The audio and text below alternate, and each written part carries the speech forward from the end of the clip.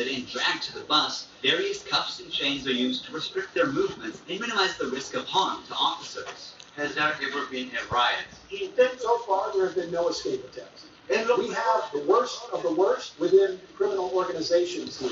The riot gear consists of a head protection, a face shield, neck protection, an anti-trauma vest, leg protectors, shin guards, and of course, a shield. Generally, in the prisons, you see inmates invent any kind of handmade weapon, like awl or knives. They're fully protected. You can see how he protects his feet. Since this prison is so large, we have to hop on this bus. We are entering the module area. To keep the country safe, 1,000 staff members work inside CCOM. It is impossible, but let's just imagine that an inmate get out of the fortress. These pebbles that you see are put here intentionally because when they walk on these pebbles, it works like an alarm system. It makes a noise, they cannot slip away. Have they tried to escape? No. But they try? Difficult. Because they would have to go through a series of security raids. CCOT was built with its own infrastructure in an isolated area, including an electrical and sewage system to prevent external interference. In case of an electricity cut or water supply issue, the cisterns and power plants will maintain operations for up to a week. I'm so excited. We're gonna be face to face with the most dangerous criminals in the world. It's pretty tense. We are entering one of the modules now. You are seeing the third and fourth modules next to each other. An offender who enters one of these buildings never exits through these doors. In a few steps, we'll be surrounded by more than 2,500 inmates. It's like stepping in the middle of controlled chaos. Elias.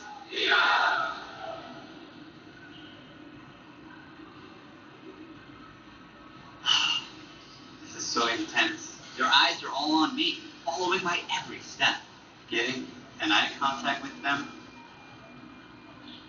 There are so many of them.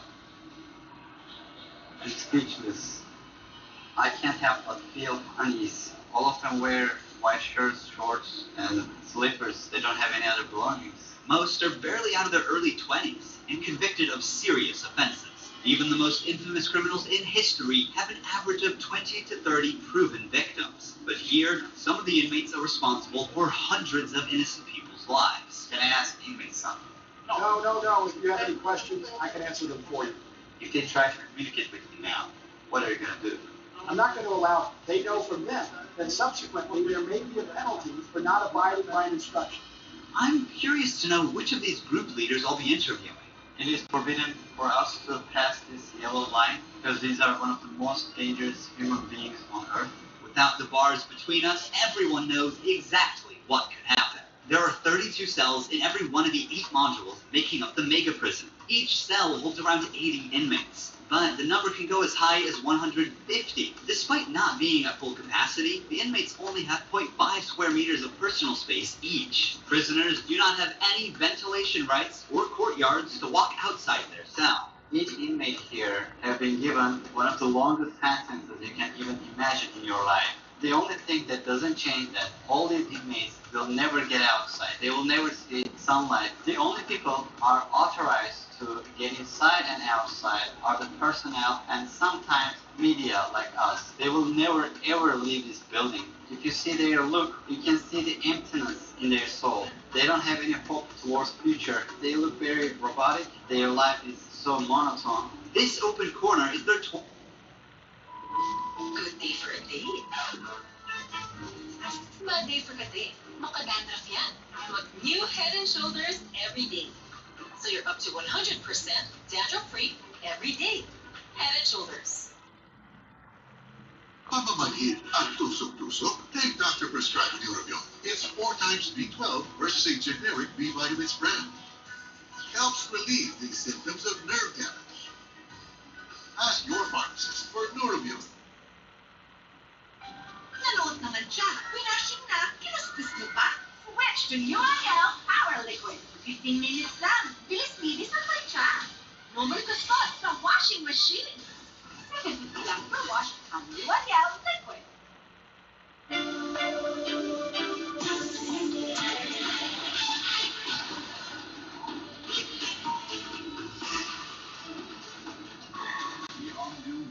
IGX Force. Be the Force. Their toilet area.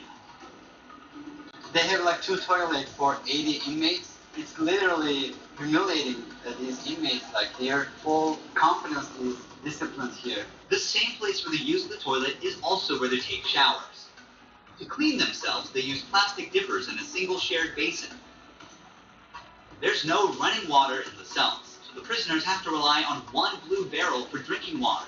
Where they sleep is these metal bunks. No pillow, no mattress. Each prisoner receives just the bare essentials: a white sheet, a uniform, socks, slippers, and a towel. That's it. The prisoners spend their entire days on their 4-level bunk beds. They have stacked tightly, like items stored in a warehouse. As part of hygiene and order, inmates are shaved every 2 weeks by personnel. Long hair or beards aren't just unhygienic, they can also hide sharp objects. Let's take a look. Take off your shirt and line up here. Now they are taking their shirts off. These inmates were once part of the MS-13 and Barrio 18 gangs, which controlled the neighborhoods of El Salvador. These two rival gangs spent years extorting money from locals and causing great suffering to Salvadorans. There is Barrio 18, MS-13 gangs, all together in one cell. That's right, just like that. The entire module is the same. We all live like this. Outside, entering each other's neighborhood can mean being torn apart. Yet here, they are side by side until their last breath. How do they live without attacking one another? They have to learn how to live together. Here, they are in a prison. They are not on the street. Most of the inmates have tattoos covering their entire bodies, even including their faces, showing their loyalty structure. For MS-13, tattoos often include initial letters or the number 13. Members of the other gang use symbols like 18 or 666, which add up to 18 and symbolize the devil, or they use Roman numerals. Having gang tattoos on one's face is a clear sign that they are one of the most ruthless and high-ranking members of the organization. Crossing paths with such a person on the street is the same as staring death in the face. A spiderweb tattoo represents being caught in the web of justice and serving a long prison sentence. The devil horns tattoo is a dark symbol that represents these individuals' worship of the devil. Some even claim that they carried out their actions under the devil's command. A teardrop tattoo signifies that the person has ended someone's life. The number of teardrops indicates how many lives they've taken. If there are 3 teardrops, it suggests that the tattoo's owner has taken so many lives that they've lost count. With the phrase "laugh now, cry later," these masks or clown tattoos send a clear message. Stay strong in the face of hardship now and deal with the consequences later. Are all these people truly bad? They're on another level. High-profile criminals who will never change their mentality. If you look at the upside, there's a catwalk area. Guards consistently watch over the inmates from this elevated spot above the cells. If anything suspicious occurs, they will intervene while an extensive network of cameras observes every corner 24/7, ensuring nothing goes unnoticed. The modules are kept lit all day and night for monitoring. When the sun goes down, the lights stay on all the time. They are constantly being observed. I think this is one of the hardest things. When they try to sleep, they use their towels and cover their eyes to block the light. Preacher here is teaching some of the important lessons from the Bible to the inmates. They're doing exercise over here. There's a trainer there. This is the only time these inmates get out of their cells. These activities take place for a total of 1 hour per week, under the watch of armed guards. For the rest of the time, they are locked inside. They used to control the streets. Now, they can't even take a step with their free will. It's a rotating schedule. There's not enough space, so they can't all go out on the same day. Has there ever been a chaotic incident when the inmates were outside of their cells? So far, nothing. Whenever we focus the camera on a cell, we often catch a prisoner silently mouthing words. Even behind bars, gang members attempt to send orders to the outside. This prisoner was doing just that, but we censored him to block the message. Despite the crackdown, these groups still hold significant power outside. Rumors suggest they have plans for taking revenge by targeting innocent people. But in response, the authorities threaten to impose even harsher measures on imprisoned members. If they do that, there won't even be one meal in prison. I swear to God, they won't eat a grain of rice. Let's see how long their homeboys last inside. Here they get 3 meal times: breakfast, lunch, and dinner. Breakfast is usually beans and rice. For lunch, they get white rice and pasta. blanco y But dinner's pretty much the same. la cena se The only thing that changes is the drink. no existe comida. There's no nutritious food like chicken or meat. El almuerzo. This is the lunch. En esta ocasión viene It's rice, pasta, and 2 tortillas. Does the menu vary from day to day? No, Is it the same every day? it's always the same. It's for freshmen. Okay, This sugary drink. I'm going to taste it for myself. Inmates must eat with their hands and clean their plates before returning them. With a diet lacking in protein, many likely suffer from nutritional deficiencies. Before starting our interview with the inmate, I want to show you one more place that is even more extreme than what you've seen so far. Here we are in the isolation cell area. If inmates break a rule, they can be sent to these isolation cells according to the legislation. The law gives me the right to keep the prisoners in isolation for up to 15 days. These cells have sealed doors. Through this grid, I can see them and identify who's inside. We serve food here, and we also use this space to put handcuffs on them before opening the door to move them from here to their cell.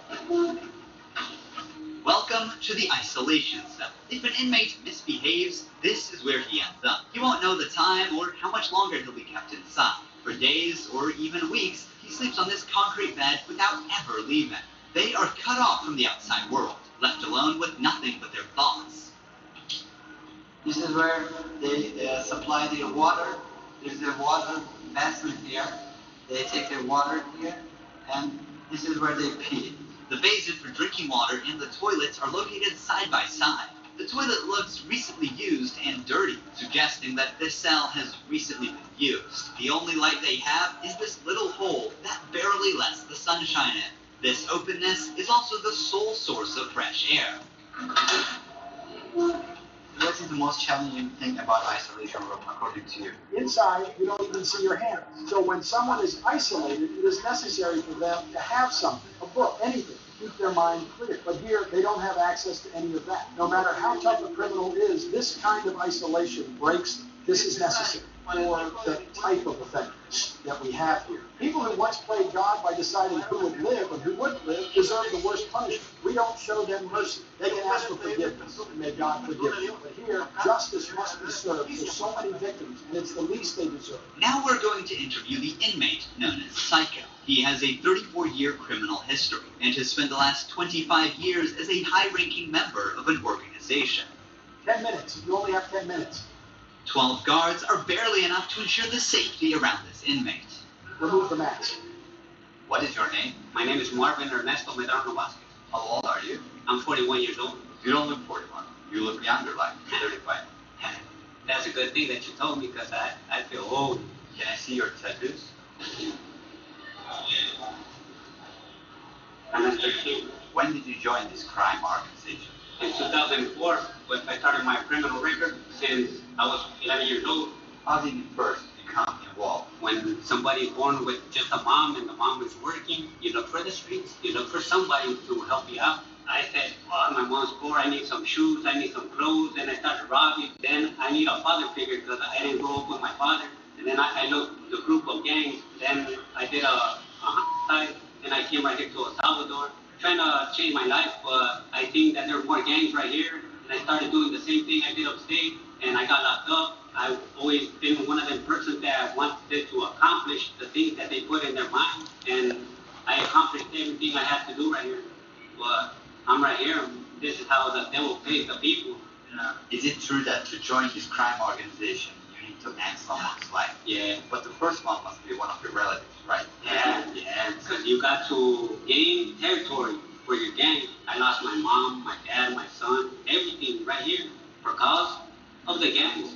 When I could be with my family, hey, upstate, the United States, a better life. But, you know, we took wrong decisions, and this is the cause of this. That's why I tell the youth, hey, go to school, listen to your mom, listen to your dad. Don't live this life that we live right here.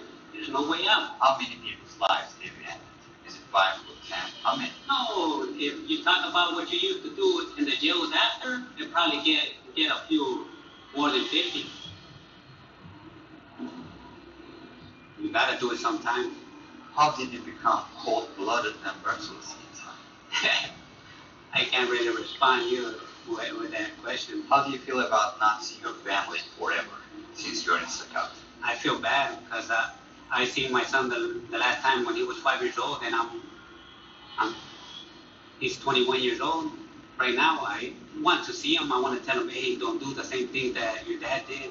Look for a good life.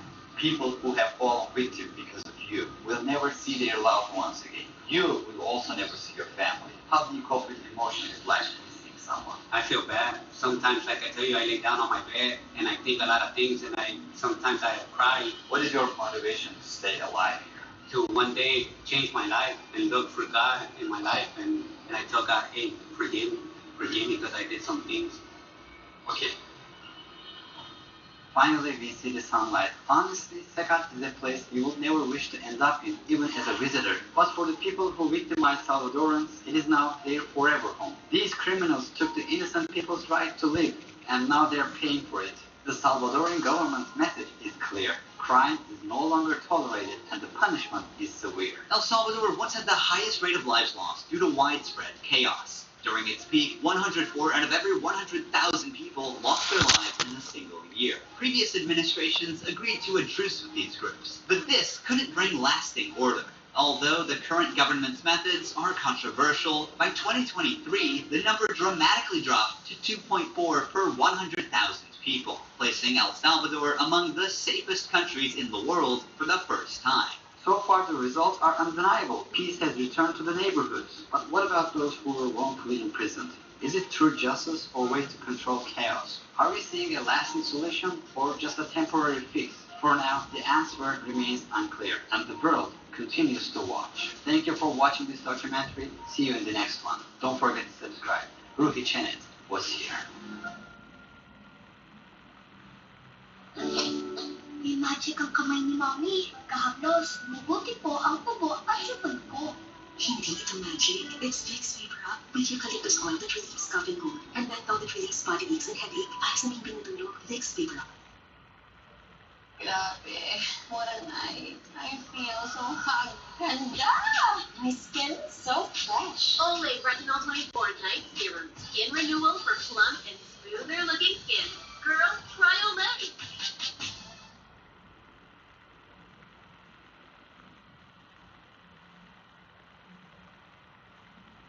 Today, we are at the beginning of a historic discovery. We are going to spend 8 days in total darkness to explore the exact depth of Krubera Cave, which scientists consider to be the deepest cave in the world. We are even hoping to discover new animal species that have been isolated in this subterranean world for millions of years. During this expedition, we are going to cover a distance of almost 5 kilometers, and every one of us will lose 10 kilograms on average. Curiosity brought me here, but it is too risky. Let's descend to the deepest point of the world's deepest cave. The explored part of Krubera is 2,199 meters deep, but its true depth is still a mystery. The last update to its map was over a decade ago. Now I'm going to secure myself. I'm going to put this jar here to be secured again. I'm going to tie this new station's rope to my stop descender to descend further. I'm good to go. I'll take this securing point off. Jar, take it off. Time to descend. At the cave's deepest accessible point, there lies a dangerous siphon never passed until now. Yet our goal with the Russian speleologist team is to push further. I even signed a contract accepting that this expedition could literally cost me my life. For over 20 years, Crimean Federal University lecturer Gennady Samokin has worked on this cave. The hardest part is always the entrance part. I've been training for over a year to join this expedition and document it. During these shoots, I'll come face to face with life-threatening situations on 4 separate occasions. I'm going to connect to this station. I'm going to secure myself first. Now I'm connected to 2 securing points. Any mistake can be fatal. That's why we use 2 securing points. Deep, slippery wells, tight squeezes, siphons where there is no air, and freezing temperatures. That's what we're about to face. It's time to take this off and then this off. Now we're going to descend. Hello, Krubera. Pitch darkness. Breathe! These hooks and ropes you see are from previous expeditions. For more than 60 years, speleologists from around the world have come to Krubera, with no one yet measuring the exact depth of the cave. There's a real danger of rockfalls and sudden floods. Be careful with the rocks here. Even the most experts have lost their lives here for these reasons.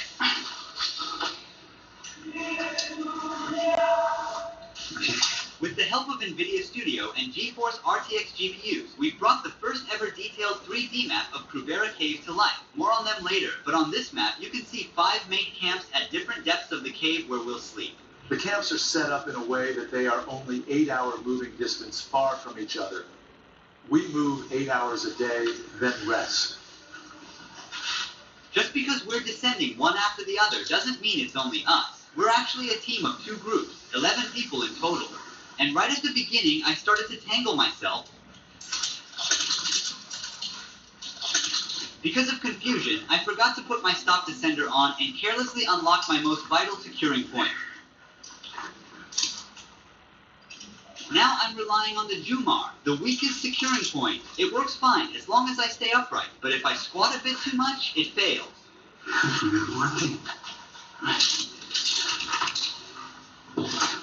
I need to adapt quickly if I want to make it out alive. No, but my securing point, because I forgot to put my sander. When you're on the rope, it's just you and the rope. You're all alone. Nobody can see the mistakes you could make and really help you.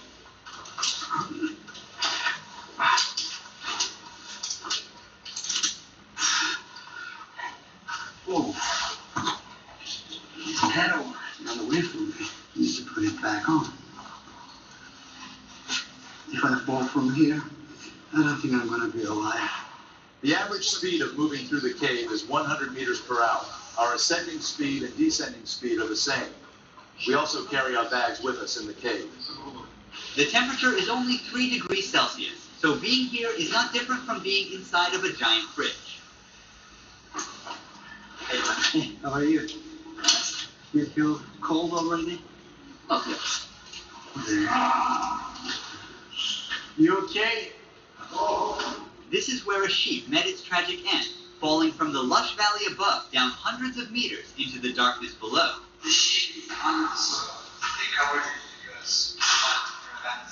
Now we are about to get through a tight squeeze. As its name suggests, you have to make yourself as small as possible and crawl inside. Go after it.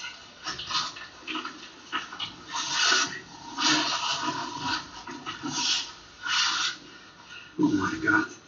How will I do this? I have to go sideways like this. Krubera Cave is in the Arabica Massif of South Caucasus, 15 kilometers away from Black Sea. Arabica is one of the largest and highest limestone formations in the mountains, providing an ideal environment for the development of such an immense cave. The cave was formed and carved by underground streams and rain, creating both massive, steep wells as well as narrow, long tunnels. Make myself smaller.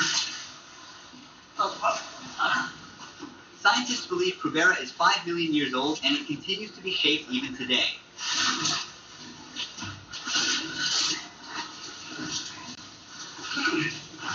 These squeezes are very hard. They say, don't feel claustrophobia until you get stuck.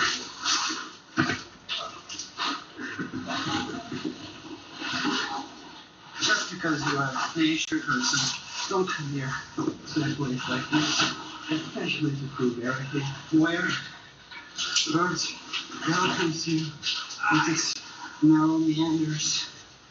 Do you see the marks on the side wall? At this point in the cave, the passage was so narrow that they had to use tools to break the rocks and widen it. When we pass through narrow passages, small particles fill the air and make it hard to breathe as they get into our mouths. Also, our legs get cramps quickly from working the same muscle group.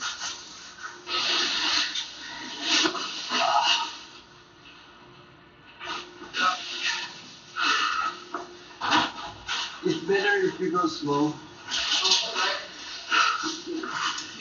The wire. This wire goes for 2,000 meters. Yes. and allows the phone to work. It was likely damaged by a recent flood. We're completely cut off from the outside world for the next 8 days. Possible place. Yes. There is an arrow on the wall that shows the correct way.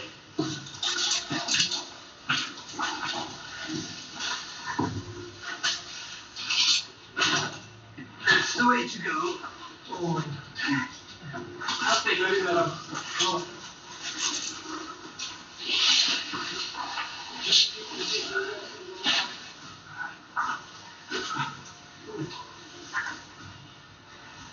Very nervous, man.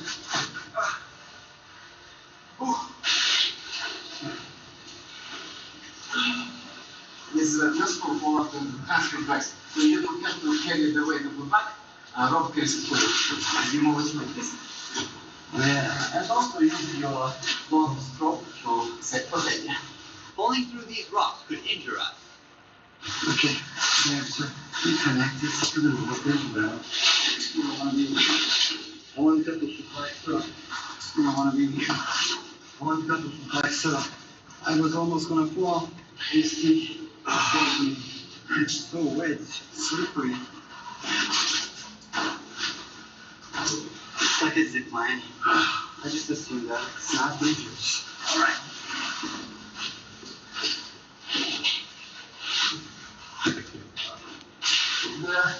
Well start. How do you feel, Olyak? I took the pill, so it's easy now. What type of a pill? The painkiller. It has been a long way. We're about to arrive at the first camp.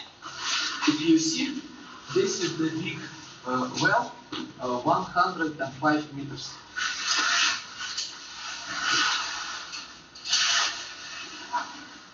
It feels like it's 3 times bigger. Thinking about ascending 2 kilometers back to the surface makes me feel overwhelmed already. The rope fibers got stuck in the stop descender mechanism.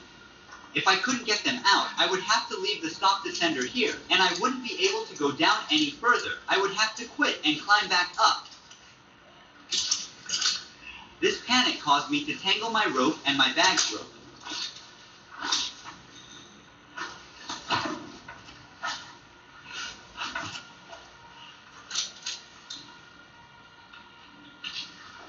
Three. It is about 70% of this well. Which is like how many meters? 80 meters, I guess. This place is really scary now. My headlamp does not even lighten up beyond my shoes. All I can see is endless pitch darkness, which makes me a bit uneasy. At least it helps me stay focused on what's right in front of me. It's all about having a little faith. Yeah, I can do this.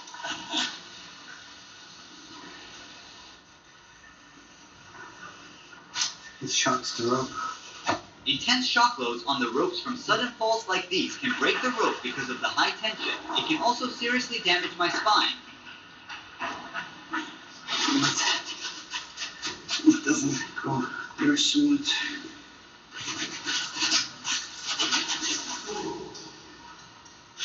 So, welcome to the Lookout well. Alright. While we were descending into a huge well and filming everything, the first group created a gap between us. Wait, I don't know what's in here. But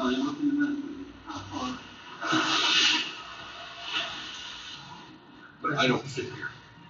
Too large.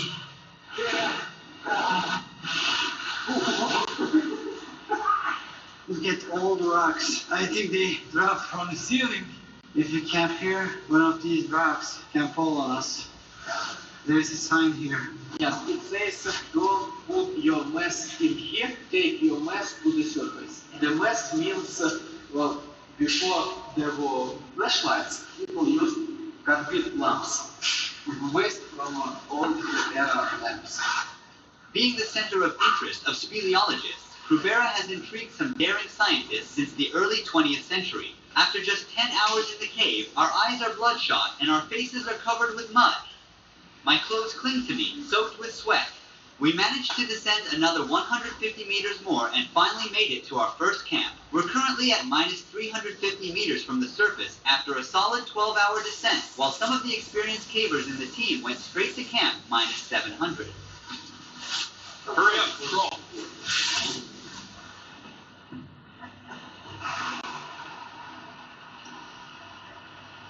Where could I put this? Hang it over there. Got it. Like drying them off in the sun, huh? Yeah. Kennedy is very optimistic about the possibility of discovering a new animal species at the bottom of the cave. I can't stop wondering what we will discover.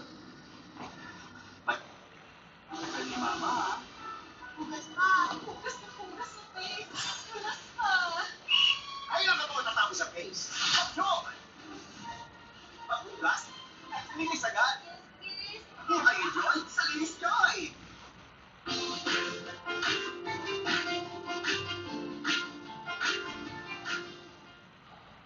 Imagine making room for it all. You made possible for a territory. Best ever soft silk with our new best ever fragrance. Para sa taas niya buhok na kitas mas likod. Have amazing soft silk. Get kagwapang have amazing hair with the best ever sun silk. Now with our best ever fragrance. Na ay aloe vera, biotin, o castor oil. Para sa buhok na kitas mas likod o mas baga sa tanggalubo. Amazing! Best ever sun silk.